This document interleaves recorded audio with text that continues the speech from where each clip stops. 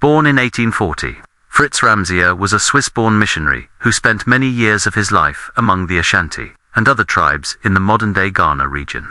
In addition to his missionary work, he was also a builder and mason. While living and working in Annam, Fritz, along with his wife and children, were taken captive by Ashanti soldiers. Also taken captive was Johannes Kuhn, a Prussian technical staff member of the Basel mission in the region. They were all then marched to Kumasi, being kept in chains at night to keep them from running off. Along the way, at a small hamlet called Abanquero, they were joined by a French merchant named Marie-Joseph Bonnet, who had also been captured as well. When the Ashanti king no longer needed them as political tools or bargaining chips, he accepted a ransom for them, and they were released. During his 4-year-long captivity, or enslavement, among the Ashanti, he witnessed 2,000 to 3,000 slaves, prisoners of war, and criminals sacrificed as part of the Ashanti customs. Ramseyer and his family went home to Europe for a year or two, Fritz then returning to Ghana to continue his life's work. He ended up spending a total of 44 years on Africa's Gold Coast. As a result of the horrors she witnessed during her captivity, Fritz's wife, Rosa Ramseyer, became partially paralyzed, causing her health to deteriorate over time. She died in Switzerland in 1906. When they were being taken to Kumasi, Ramseyer and company witnessed a harbinger of the horrors to come by espying a man making a goblet out of a human skull. The Ashanti were a nation of bondsmen. There were many slaves among them who owned multiple slaves themselves. Some of the slaves who owned slaves also had multiple wives. The Ramseyers' experience with the Ashanti was much different than previous Europeans who had been among them. Prior to the Ramseyers' experience, Ashanti-European relations had been conducted from a context of power and authority being on the side of the Europeans. But in their instance, the Ramseyers related to the Ashanti from a position of slavery and submission.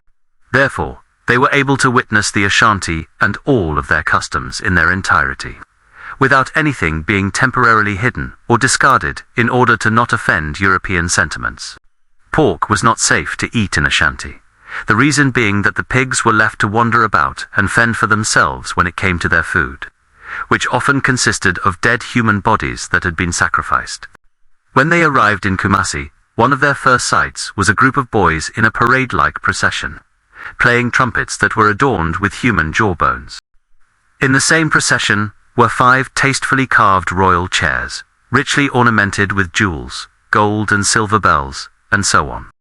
The noble and stately appearance of these royal chairs was rendered grotesque due to them being stained black from the blood of human sacrifices. There were also drums ornamented with human skulls. The Ashanti had different methods of cruelly torturing their victims before they were to be sacrificed. They would blunt their knives to make things that much more painful. They also cut out pieces of the person's neck prior to them being beheaded. Ramseyer said that the most dreadful of the Ashanti customs was the Bantama festival, otherwise known as the Death Wake. The Ashanti king would wake up early in the morning and go to Bantama, which is also the name of a suburb in Kumasi.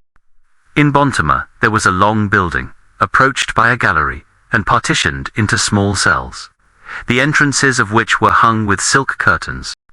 In these small cells were the skeletons of previous kings, fastened together with gold wire and placed in richly ornamented coffins, each being surrounded by what had given him most pleasure during his life. During the Bantama festival, each skeleton was placed on a chair within its cell in order to receive, or greet, the Ashanti king. The first human sacrifice was then dragged forward, a knife stabbed through both of their cheeks in order to keep them from talking, yelling, and cursing. The victim was then slain before the skeleton of a departed king, followed by the current Ashanti king washing the skeleton with the blood of the person sacrificed.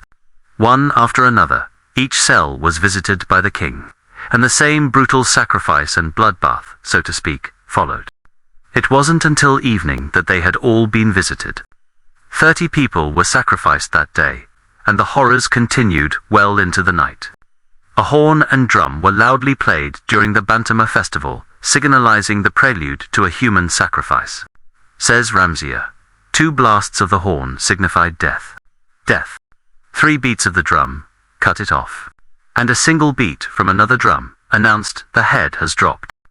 The Ashanti king engaged in a custom that the natives referred to as the king dancing with his wives, or the kete dance, dancing kete, etc.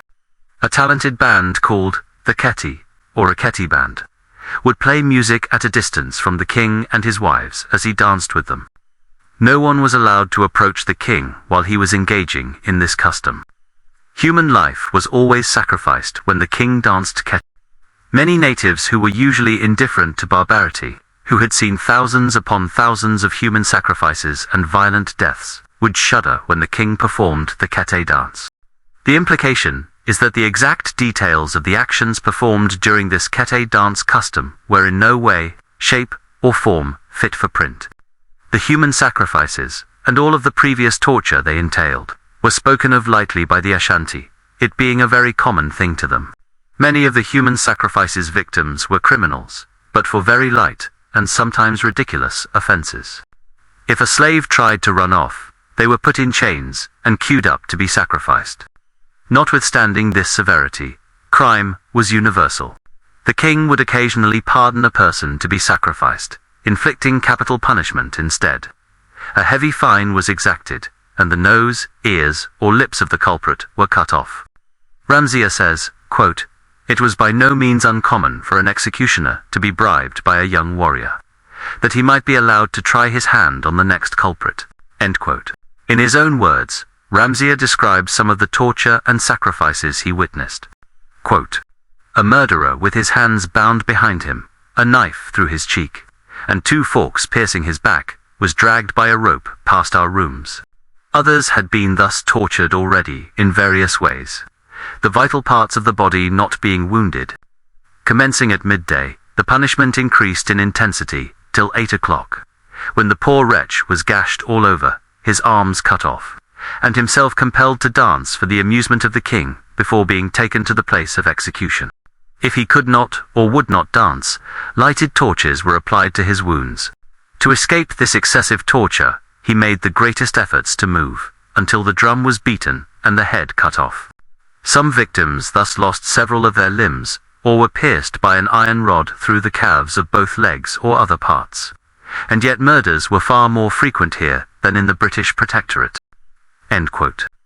Ramseyer regularly woke up in the morning to the sight of vultures greedily feasting on the previous day's human sacrificed victims, while the heads of these victims lie in a heap off to the side of the pile of or scattered bodies. The Ashanti had 136 of their high chiefs fall in the war they were fighting against the British at the time. 30 people were sacrificed at the wake of each of these chiefs. In his own words, Ramseyer further describes the human sacrifices he witnessed. Quote, "After a number of human sacrifices, the king set off accompanied by 5/6 of the inhabitants of Kumasi, and about 30 other victims all bound, and with the knife through their cheeks. We were afterwards told that more than 200 human beings were sacrificed, the king beheading several with his own hand, who were held up before him, that he might not be obliged to stoop. Some were shot in the forest, and 40 were killed on the first day. He was enthusiastically received on his return, and we could not escape the horrible entertainment. The slaughterers danced in the faint light of the torches, like people possessed by evil spirits, as doubtless they were, and nearly all were drunk." End quote. Ramseyer describes more human sacrifice customs, particularly the activities of the executioners, known as the brafo and adumfo.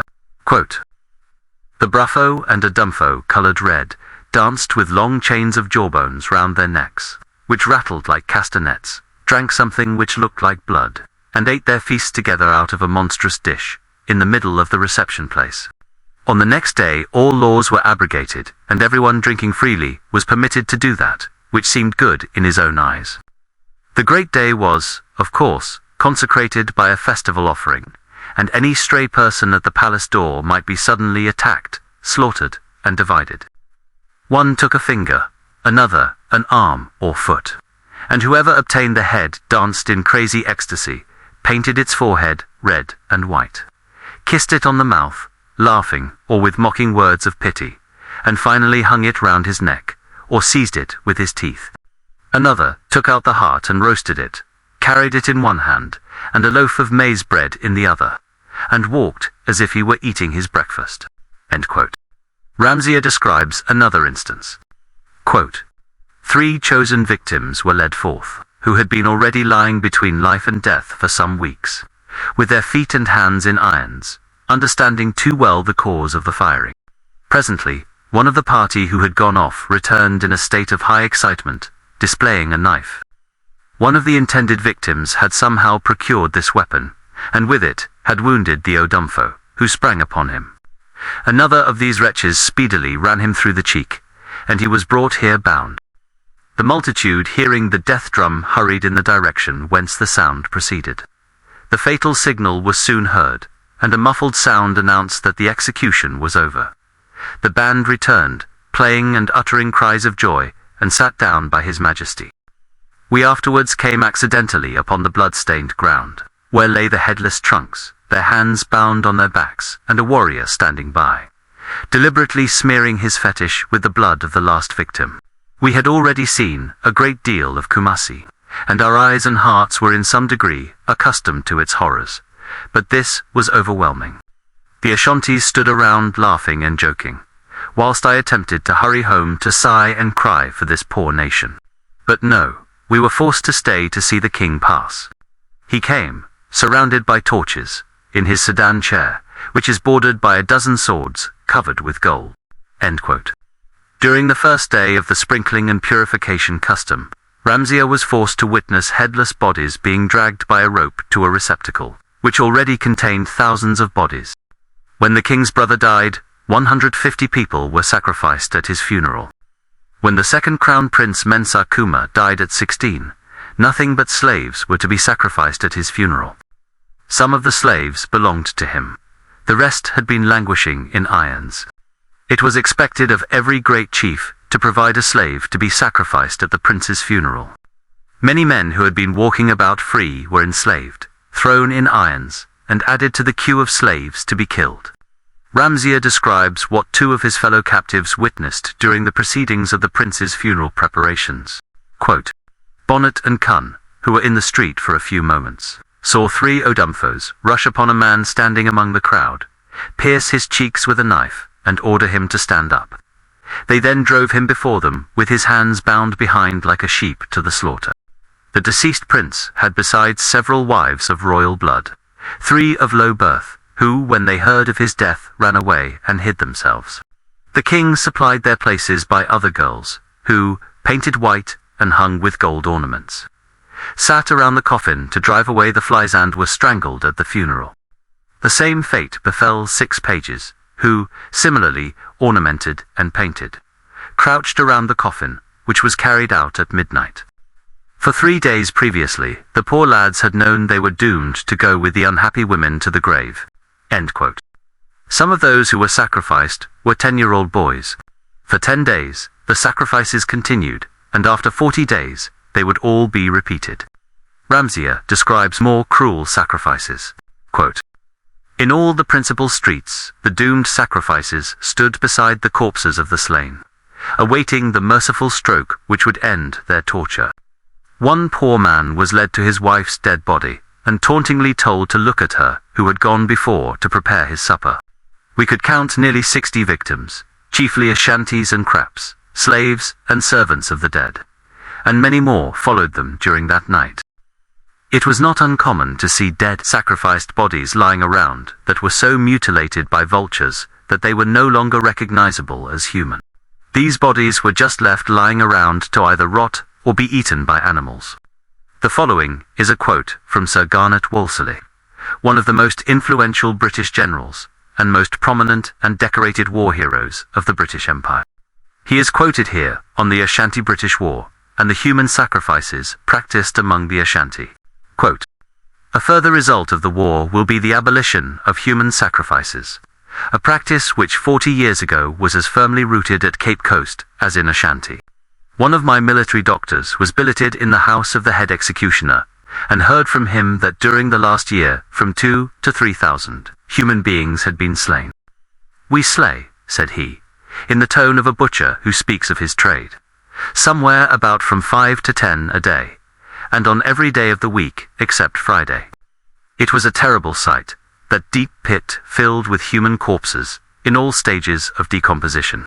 This video presentation will close with insight into a particularly disturbing aspect of the Ashanti human sacrifice customs uncovered by anthropologist Robert Sutherland Rattray was able to ingratiate himself with the Ashanti wisdom keepers in the 1920s, and have information revealed, or admitted, to him that very few, if any, Europeans had been told or knew. In one of his books, entitled Ashanti, he writes that he was told by his wisdom keeper informant that in 1900 or 1901, a little boy was sacrificed on what was referred to as the Giabum fetish. The little boy's body was sliced open from his throat down to his abdomen. His intestines were then pulled out, and the sides of his body were folded back, opening him up further. And his small corpse was laid face down on the suman, or stone that was considered to be a charm, so that his blood would saturate it.